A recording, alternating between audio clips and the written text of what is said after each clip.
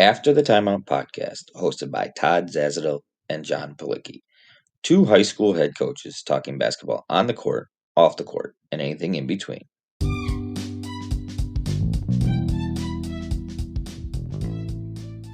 On today's episode of the After the Timeout podcast, we sit down with Coach Will Ray, head boys basketball coach and athletic director at Northridge College Prep in Niles, Illinois.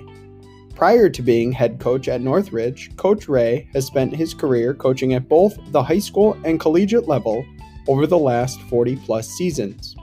We talked to Coach Ray about his 1-3-1 defense, offensive system, coaching at a variety of levels, and things he has learned from a tough loss and throughout his 40 years.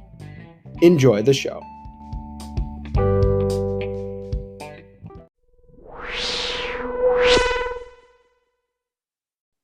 Coach, thanks.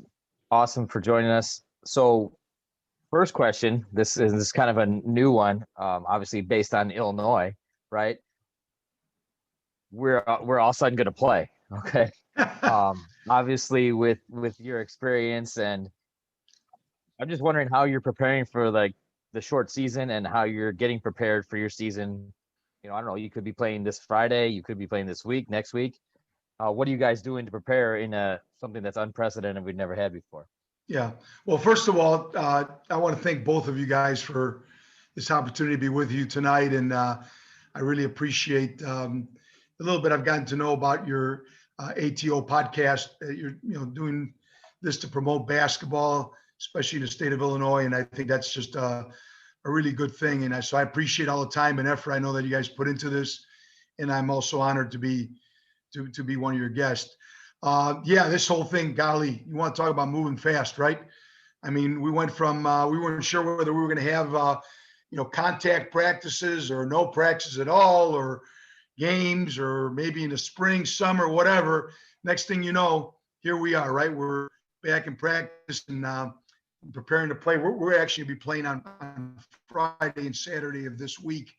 So I know our players are really excited for the opportunity, and I'm sure Todd and John, you guys have experienced the same thing. And, it's been difficult, right? It's been difficult for coaches. It's been difficult for parents, but golly, most of all, it's been difficult for student athletes, right?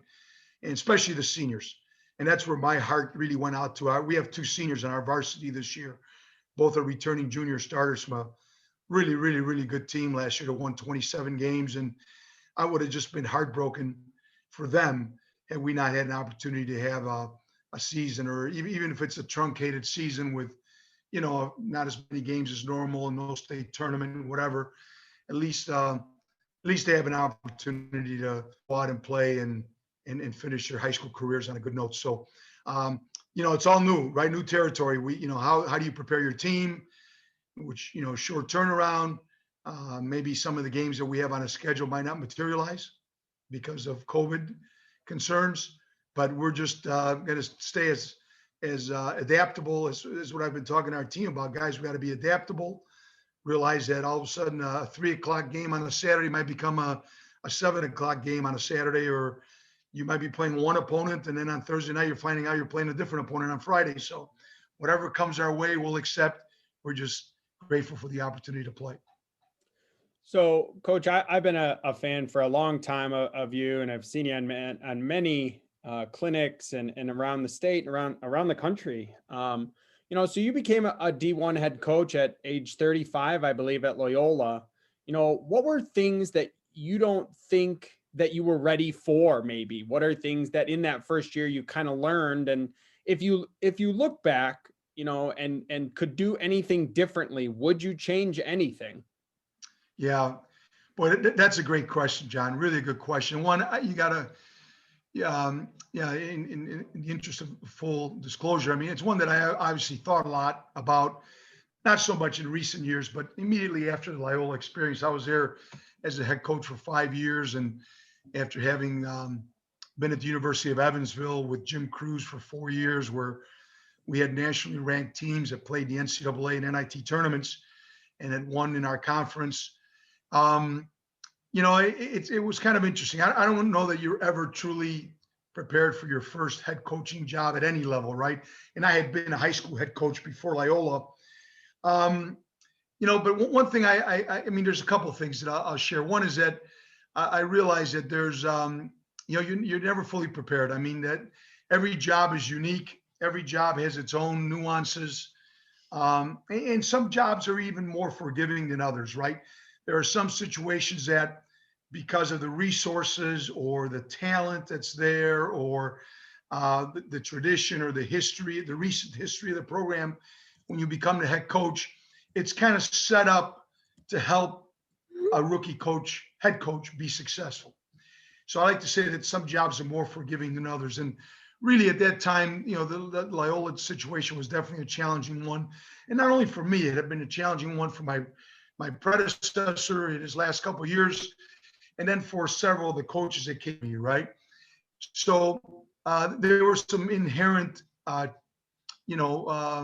challenges and obstacles that made it a real difficult situation. Things that I would do differently. I mean, I guess you always look back and say, I wish I would have done this maybe or that. But I've tried throughout the course of my career, John, not to second guess myself too much. I mean, I obviously try to study and reflect and look back and see how I maybe would have done things differently. But I felt that the things I did when I did them with the information I had at my disposal, right? And hindsight obviously is a great teacher. Hindsight's also a great, gives us a great view to reflect. And certainly I learned a lot from that situation. I think it made me a better coach.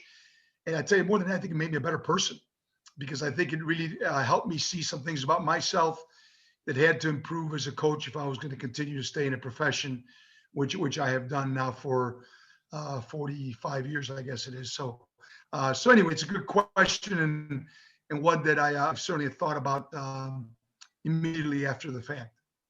So I always find this question interesting. And when we had Jason Tucker from Taft on, I kind of had asked him a similar question. So, you were a head coach at three very different high schools. Obviously you have Fenwick, which is a larger Catholic school. You have Crete-Monee, which is a public school. And then, now you're at Northridge, which is more of a smaller private school. What were the differences of each one, and maybe what was a similarity in each one? Yeah, good question, John. I mean, it's kind of interesting because, I was also at Gordon Tech. Yeah, that's right. Before I went to Crete-Monee, I was at Gordon Tech for 4 years, I believe it was. Anyway, and, I look at my high school coaching career. Those are the four stops I've had: Gordon, Crete-Monee, Fenwick, and now Northridge. And three of the situations are very, very similar, almost identical in many respects. I felt that Gordon, Fenwick, and now Northridge are all boys schools.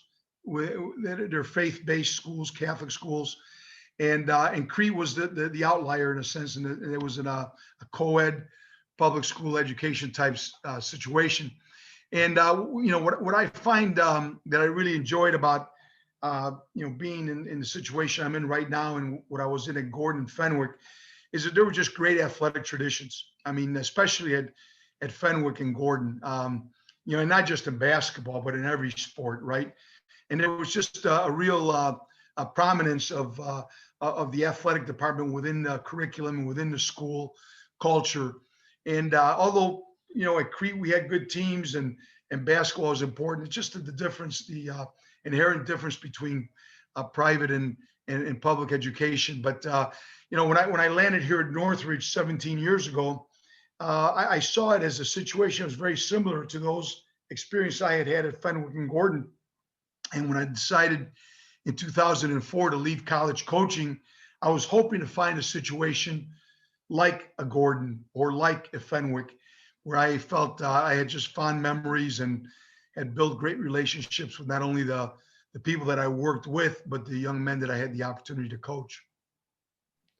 So before we kind of get into the X's and O's part of it, my one other question I had, so obviously you've coached for over 40 years. You've obviously won so many games, lost so many games. I'm always interested to hear from a coach, because I know I have one or two myself. what is a story about a memorable loss, and what's something that you learned from that? Yeah. It's interesting because as coaches, we have a tendency to remember some of those heartbreaking losses, right? A lot more than we remember the wins, and I remember one of my mentors in coaching was a coach by the name of Norm Goodman, who's now deceased, and was a great coach Hall of Fame coach at Leiden High School. And when he got up in years, I asked him, I said, Norm, what insight can you give me as you get older in coaching? He said, as I got older, he said, I remembered, I took the losses a lot harder, and I was able to kind of get past the wins a lot easier, and said the losses stayed with me a lot longer. So, but you think about one particular loss in 20, I think it was 2013, I believe it was.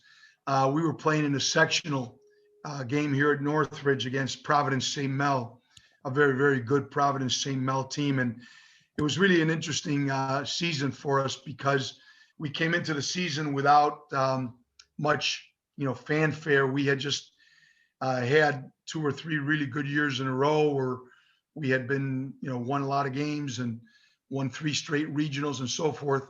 And in 2013, we came in with a relatively inexperienced team, a couple of good seniors, and that team just really achieved at a high level and won 20 games, won the regional championship. But we're playing Providence St. Mel in a sectional, and a very good Providence St. Mel team. In fact, they had a couple, at least one, maybe 2 Division I players, and ended up placing in the top 4 in the state. And we had the game won, and came down to the last shot. We had a 2-point lead with seconds left on the clock, and they threw in a rainbow from the right corner as you look at the basket, and it was one of those where the ball was in slow motion in the air, right? and the horn went off with the ball reached its apex, and came down and swished through, and we ended up losing by a point. And you look back and we really did just about everything right defensively that we would have wanted to do. And just guy made a heck of a shot, and we went home, and we had missed a few free throws going into the last minute of the game that maybe if anything we put a greater emphasis on free throw shooting in practice as a result of it, but really it was nothing different that we would have done. But it was one of those that stayed with us for a long time. And I remember the 2 seniors there were 3 seniors on the team, and 2 of them were starters. All 3 of them came in to see me the next morning here in my office, and I could just see that they were really heartbroken over the loss, because it would have been a monumental win for our team and our program against a very good Providence St. Mel team. But anyway, that's one of those that kind of stays with you over the years. All right, so I want to kind of talk about your collegiate coaching experience and then the high school. When you were coaching college, right? You went from high school to college. What are some of the things you missed about the high school level? And then now that you're back at high school, what are some of those things that you miss about the collegiate game? Yeah, that's a great question, Todd. I mean, and that's something I've thought about, and it's one of the reasons why I came back to high school. I loved the 19 years I spent in college coaching were 19 great years. I've met some incredible people, had some great experiences that I wouldn't trade for anything. But one of the things that I missed was that, when you're dealing with an older student athlete, you really don't have the caliber of impact necessarily that you have at the high school level. And, the reason I got into coaching in the first place, I never got into coaching to become a college coach or to become a head Division I coach or anything like that. I got into coaching because I loved sports, and sports were very formative in my experience growing up. And I felt that this is a great way that I could continue to maybe play at least a small role in the formation of other young men. And that's why I got into coaching in the first place. And high school is where I landed. And I really enjoyed those years. And in the high school, at the college level, rather, I missed that opportunity, where you have a guy in his adolescent years, and, he's still living at home with his parents, but he's trying to, learn a little bit about how to become independent and, getting ready to go off to college. And, you're really helping form him into a great young man. And that's what I find in the high school level that I enjoy immensely, and that I'm able to hopefully make some impact, and even however small, to be an extension of what the parents are doing at home, right? So if the parents are trying to teach certain character traits at home, as a high school basketball coach and high school educator, I have the opportunity to maybe be an extension of that through something they love to do.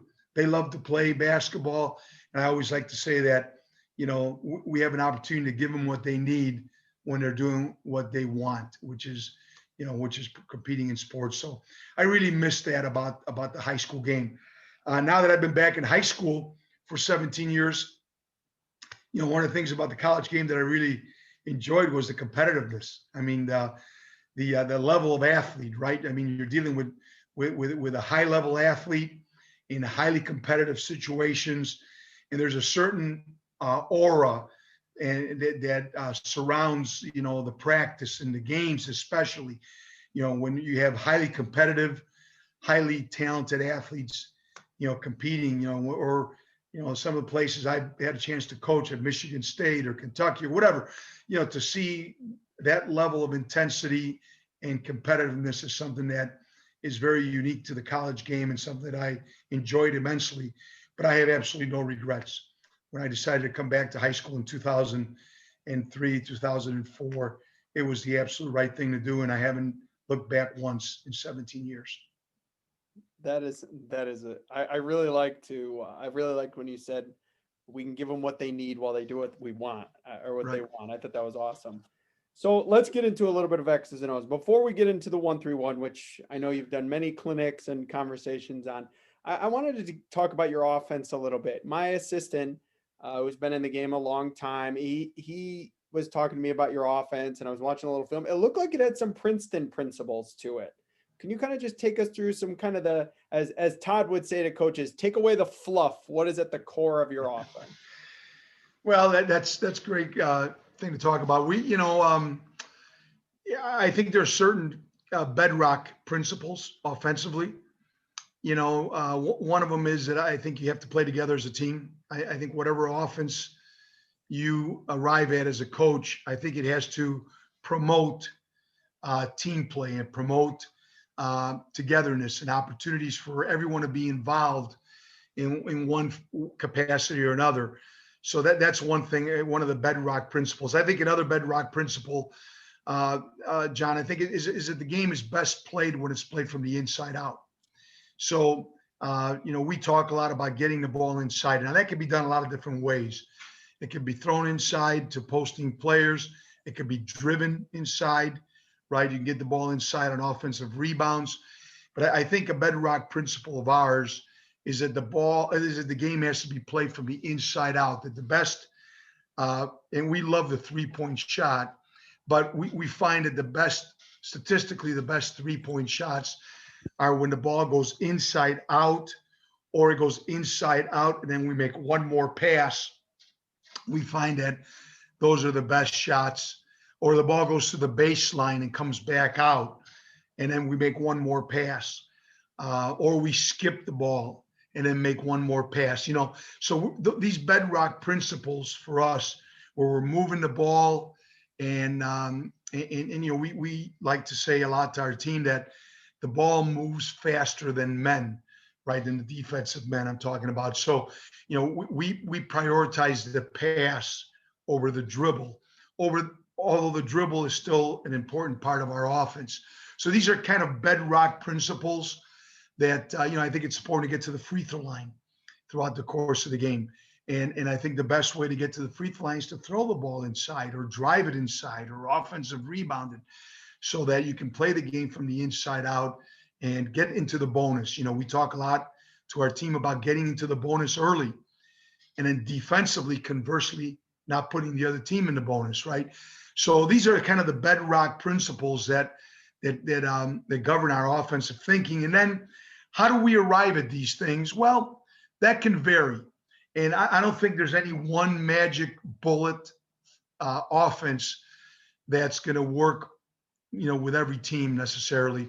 But I think these bedrock principles have been with us as long as I've been coaching, really. And we've done it with motion offense.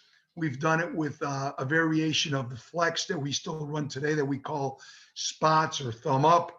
We've done it with high-low offense. We've run it with Princeton.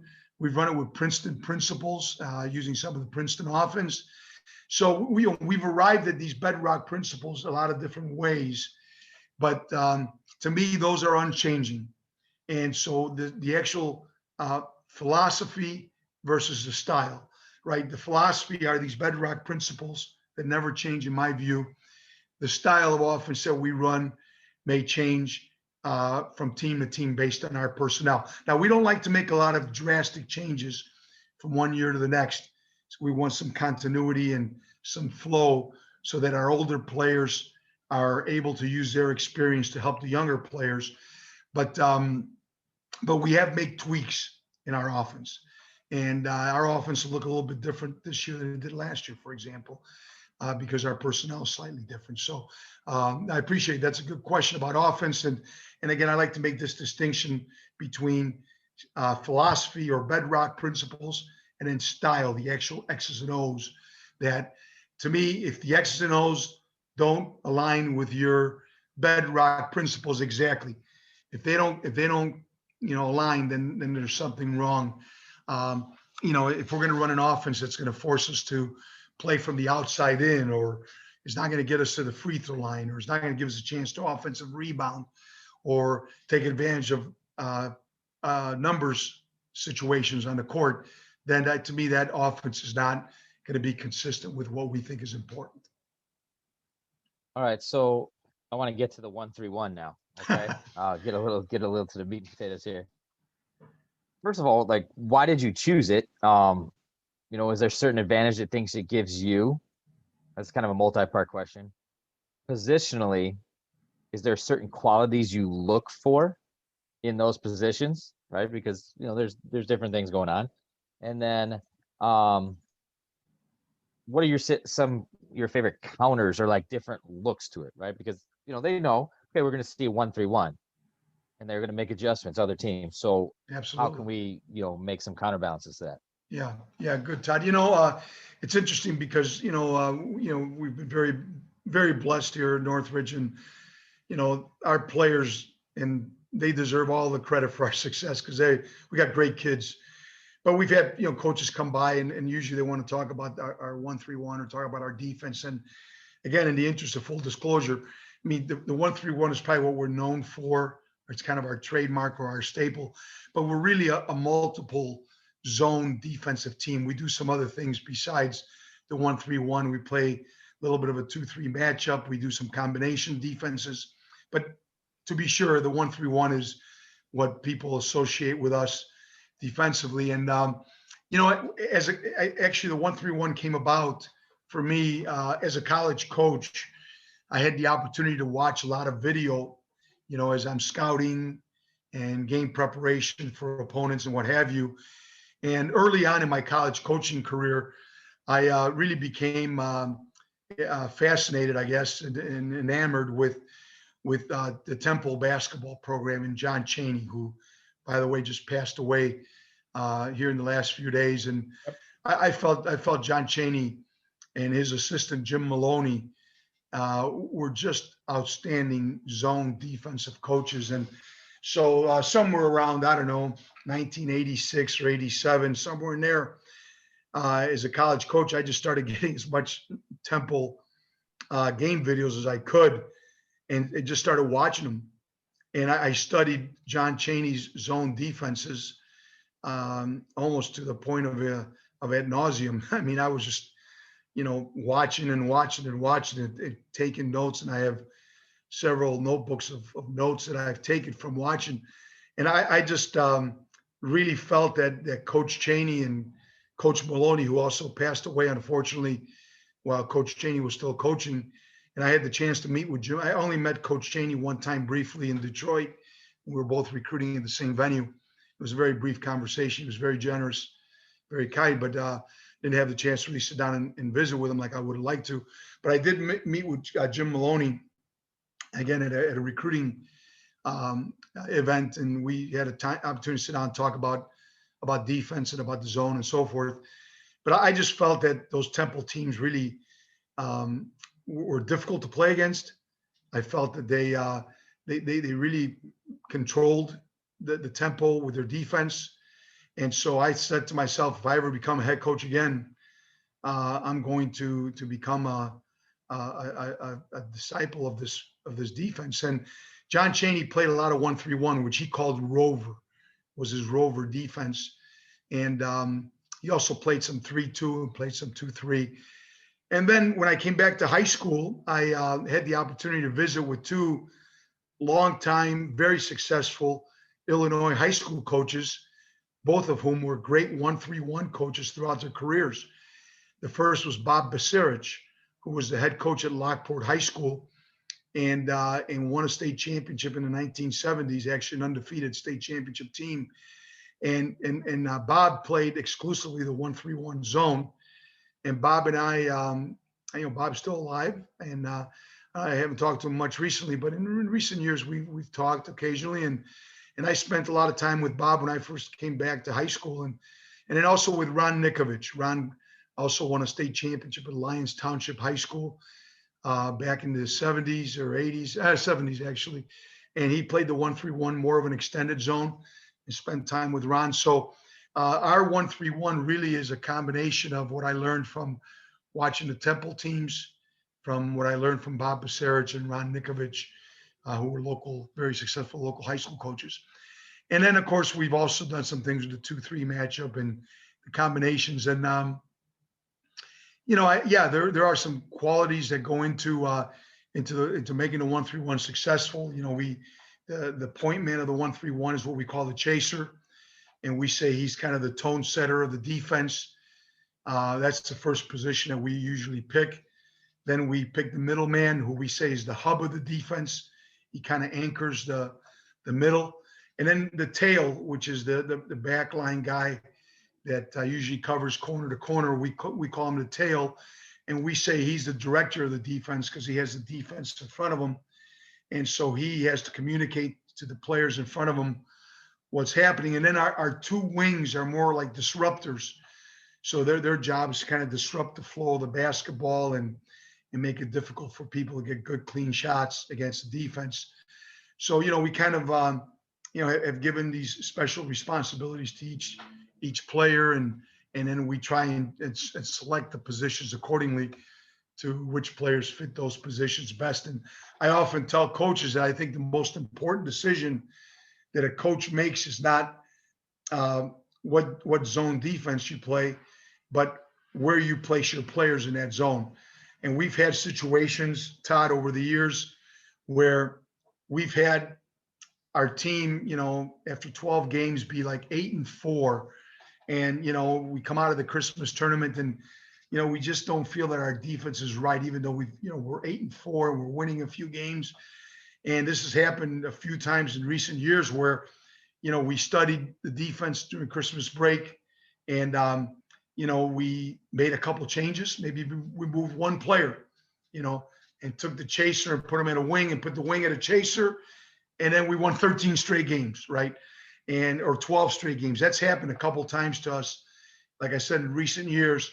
And people say, well, what did you change about the defense? Is there a different coverage or whatever? And no, it was something as simple as putting the square pegs in the square holes and putting the round pegs in the round holes, right? And as coaches, that's really a big part of our job, is making sure that we're putting the right pieces in place, both offensively and defensively. So I always tell coaches, if you want to play zone, if that zone is not, kind of delivering the kind of results that you think, rather than scrapping it, maybe look at some simple things such as just changing personnel, or maybe making some adjustments in your coverages, and you'll find that you'll get better results. Well, now you got me all thinking about zones. I'm a huge zone guy. So off the air, we're about to talk a whole lot, Coach. I switched up zones the whole time. As soon as you started talking, I did a fist pump and Todd laughed at me. But so just we got a couple more questions. So, over your career, what are some things that you've learned and found that help with balance of work, family, and personal life? I think that's, obviously it's something that a lot of coaches struggle with, and, you've done it for so many years. What would be some advice you would give to some younger coaches? Yeah, boy, that's a really a good question in the sense that, the coaching profession in my 45 years or whatever has changed so dramatically. Um, Largely because of the scrutiny, I believe. Coach has always been scrutinized, right? I mean, we're always under the microscope, so to speak.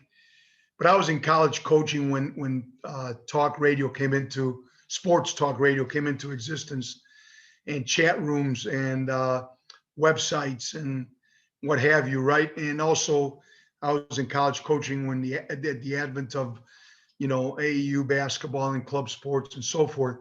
So all these things, I believe, John, have placed the high school coach or the scholastic coach, whether it's a college coach or high school coach, grade school coach, whatever it might be, the coach in an educational setting has really placed them under a great deal of pressure and scrutiny.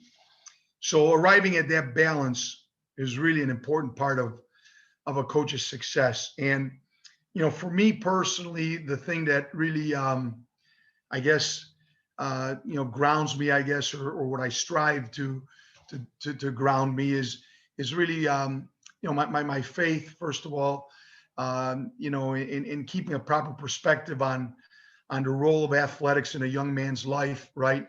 And seeing it as a part of the educational process and not the in and all of education, right? It's a part of the curriculum at a high school and not, not the focal point, realizing that it's very important for some young men, right? Some young men will look back at their high school athletic experience and say, if it wasn't for that, I wouldn't know how I would have made it through high school or whatever. So keeping that balanced approach really helps. And then I find that, finding time in solitude, I try to spend time every day on my own. I like to journal a lot and just finding time to reflect and think and even, pray. I mean, just to think about our team and think about, what's this young man need right now in his development as a person? What does he need in his development as a player? What does our team need right now? How am I, what do I need right now? What can make me more effective? How can I better interact with our coaches? And I think, in today's day and age, because of technology, we're moving at a pace and a speed that we really haven't moved at before, at least not in my experience. And I think we just need to be able to put on the brakes every day and carve out that time where we can be alone with our thoughts and a time for reflection, a time for solitude to think about planning, about, what does our team need rather than just moving from one thing to the next. We move so quickly sometimes. We've all heard the old adage about, taking the time to smell, stop by the side of the road, smell the roses or whatever that old, adage is. I think we need to do that as coaches. And then I would add this, besides having that time of reflection and that time to think and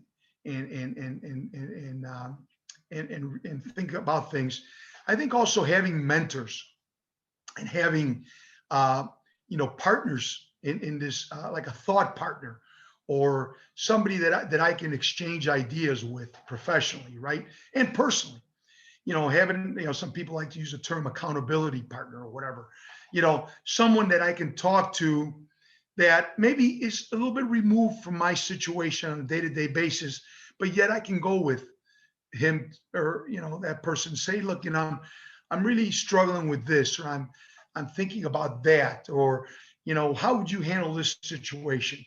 And again, having that opportunity to, think things through with somebody and talk them through, I have found for me have really elucidated situations where I have found to be kind of challenging or difficult. So that would be my answer to how I try to keep things in the best perspective possible, is finding that time to reflect and think and that quiet time. And then also having, these accountability partners or mentors, people outside of my immediate circle that I can talk to and bounce ideas off of.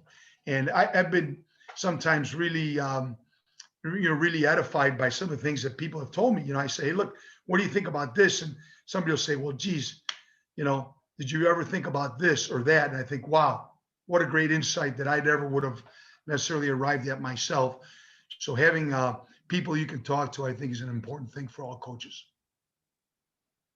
So you've talked about this quite a bit, but your players are done, they're gone, but they come back, they reach out to you, they visit.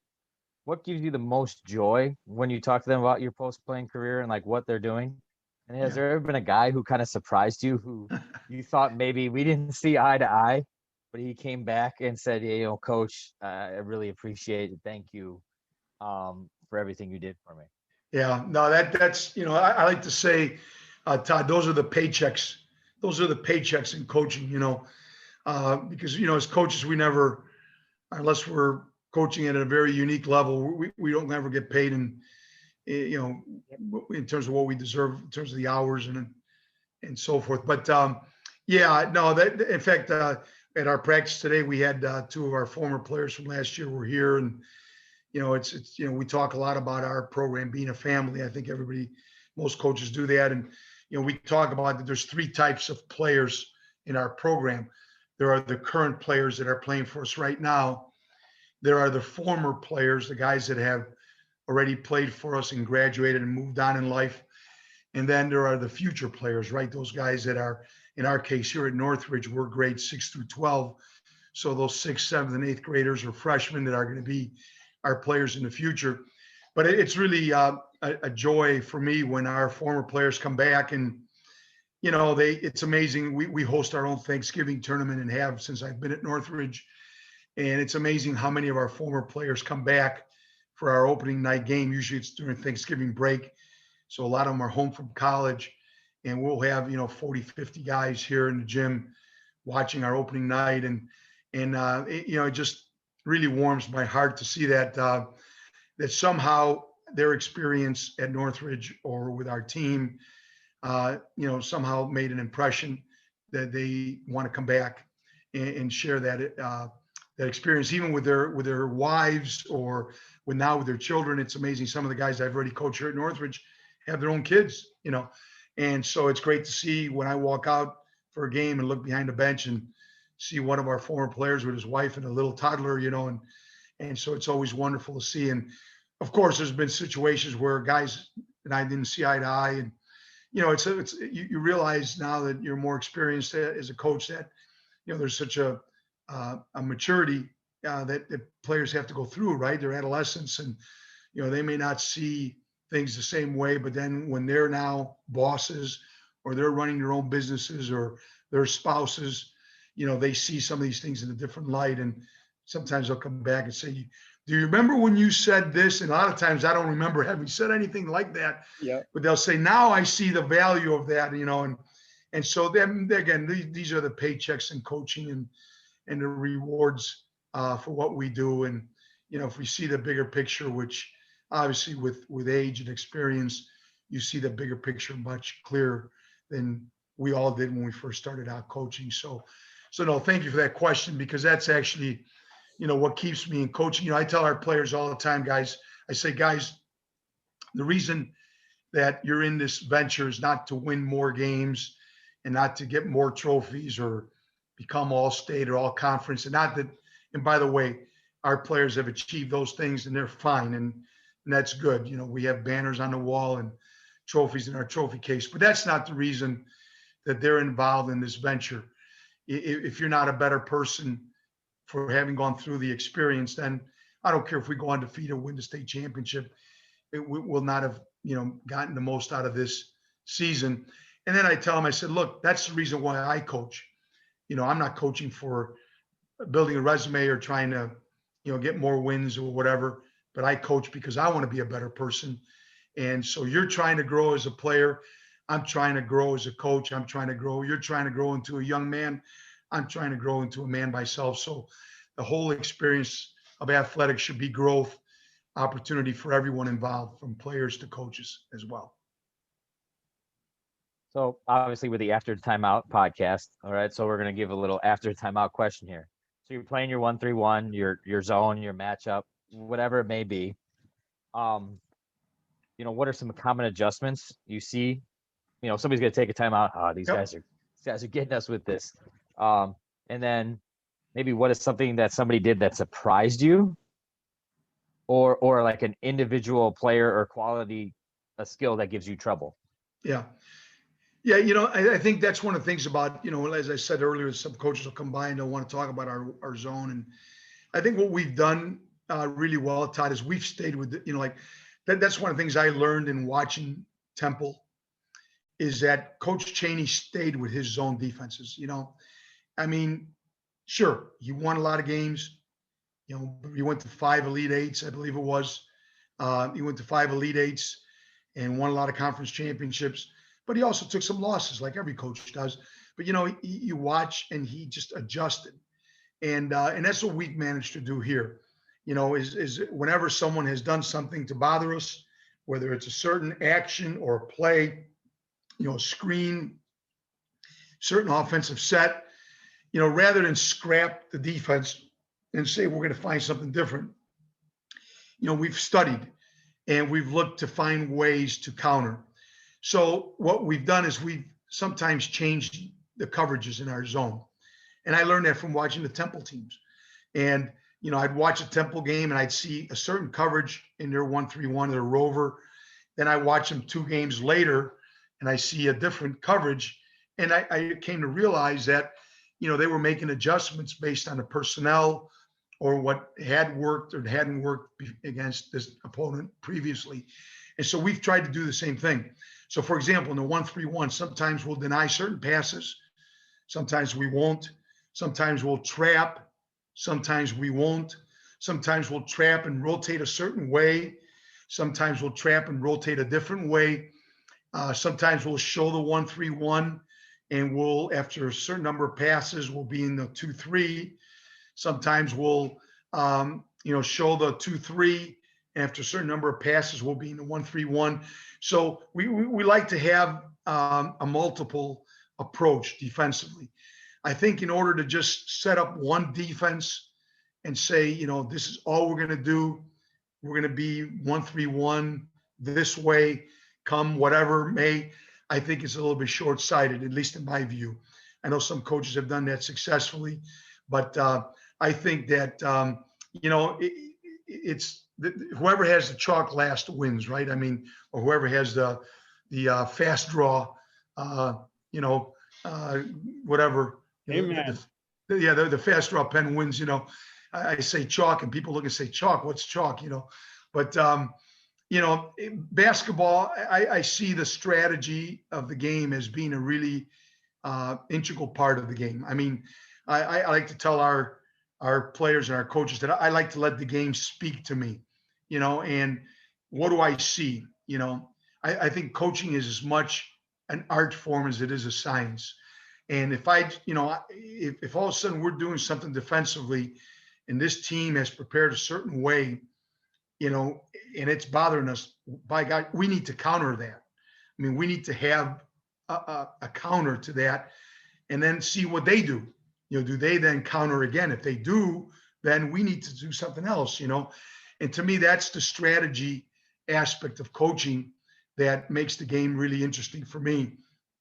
And so, when people say, oh, you just play, 1-3-1, well, if you really watch closely and study, you'll see that we have some real nuanced changes in what we do.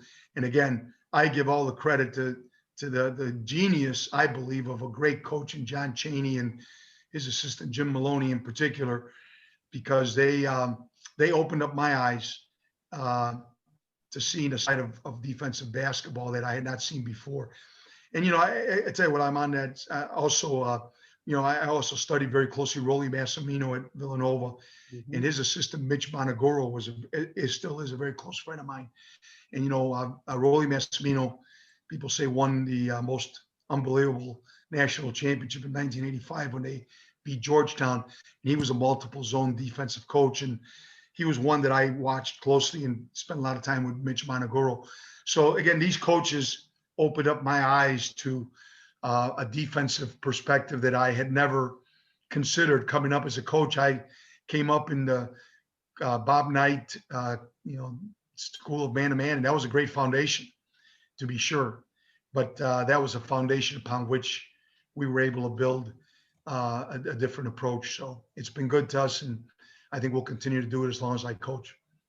All right. So I kind of tweaked our top 5. So every episode we finish with just a fun top 5, but just in listening to you speak the whole time, I'm like, he's going to have even more fun time with what I tweaked it to. So can you give us, in your opinion, your top 5 zone defense coaches, any level, high school, college, pro, it doesn't matter. Your top 5 zone defense coaches. Yeah, I can. I've mentioned 4 of those already. Yep. So John Chaney and Rolly Massimino, and in both cases, they had great assistant coaches, right? John Chaney with Jim Maloney and Rolly Massimino with my good friend Mitch Monaguro. So those will be 2, John Chaney and Rolly. Then I mentioned 2 local high school coaches that I thought were great zone defensive coaches in Bob Baserich and Ron Nikovich. And then I guess if I were to pick a 5th, I would again pick another local high school coach who's been retired for a long time, but was the head coach of St. Pat's High School for many years, by the name of Max Kerlin. Max. In fact, I saw his 1-3-1. Growing up as a coach, coached against him, both at Fenwick and at Gordon Tech. And, in those years we were playing all man-to-man, or mostly man-to-man at Fenwick. But I had a lot of respect for Max Kerlin. And then one of his assistant coaches, who was a former player of his that went to Bennett Academy by the name of Bill Geist. Bill had a lot of success playing the zone that Max popularized, which was kind of a 1-3-1 matchup or point zone.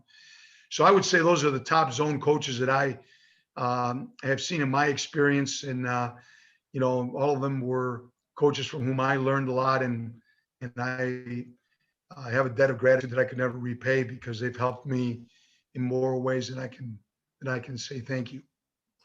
Well, Coach, this was awesome. I messaged Todd on the side and I said, this is one of my favorite episodes. So thank you so much for joining us. I know this is a crazy time of year for you, just like it is for us. So thank you for taking time out for prepping your high school team to start the season, to spend an hour with us, just talking basketball and helping grow the game. We appreciate it.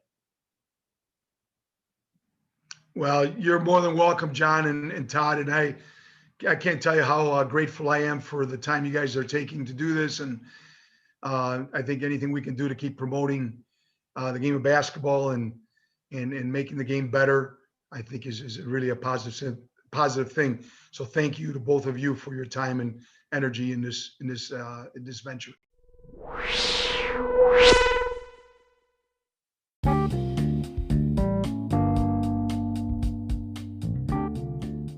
Thank you for listening to today's episode of the After the Timeout podcast.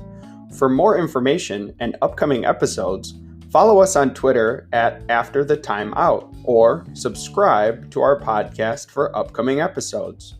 You can find all of our episodes on Anchor.fm, Spotify, Overcast, Google Podcasts, and Apple Podcasts by searching After the Timeout. Thank you for listening.